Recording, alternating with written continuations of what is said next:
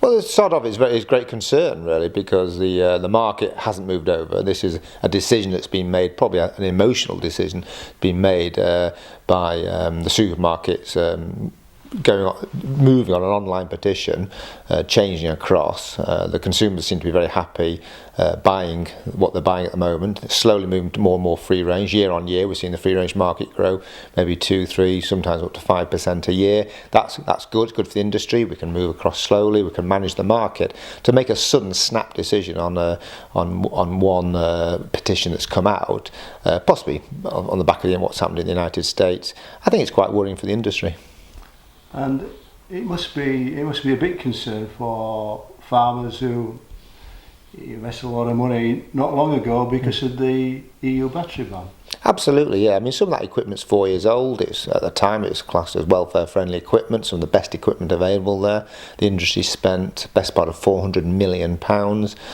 Most of that won't be paid off yet. A lot of people will only be 4 years into maybe a 10-year payback. So again, they'll need another good 6 years of decent prices to be able to pay that back, and maybe better price than we have at the moment, when we see all the very, very competitive eggs that have been sold in supermarkets. So again, it's going to be a tough time, and worrying for industry. Those people who have spent all those money on those very big units that probably won't be able to convert to free range.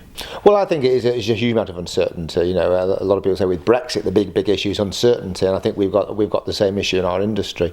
If you go back over the years, barn, which is what a lot of people sit there saying maybe multi-tier barn can replace the colony cage. We used to have multi-tier barn, that went out of favour, so we took it all out. But before we had it, there was another session of doing barn, and that went out of favour again. And if you look at the barn figures at the moment, they're just going down year on year. I mean, last year I think it was around about 6% there's a reduction. So people don't buy into the barn concept, and somehow or other we've got to turn back years and years of people not buying barn into getting to encourage them to buy barn. And I think a lot of people just look at that and think, I just don't see that's possible.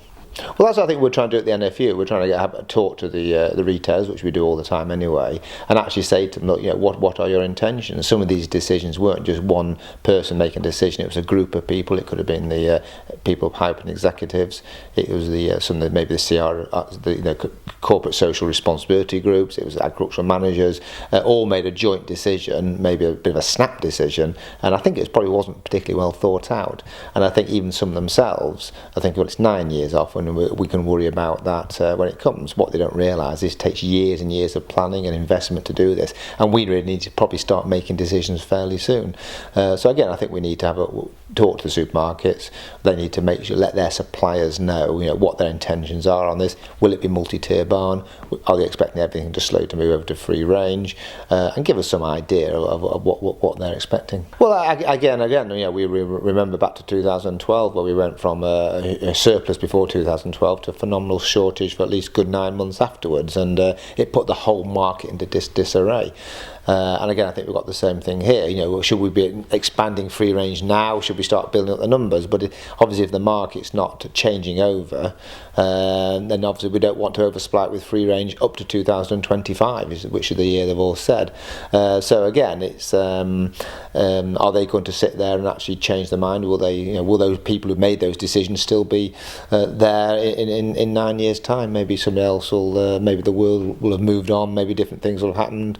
And maybe they will look at it and actually say, well, no, we won't necessarily push on with that decision. I think there's a lot of uncertainty there, and I think we need to sort of a little bit find out exactly what's happening on that.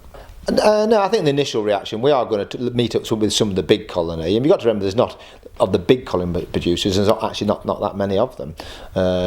We do talk to them, some are sat on the board, we've got on the NFU Poultry Board. So again, we are discussing with them.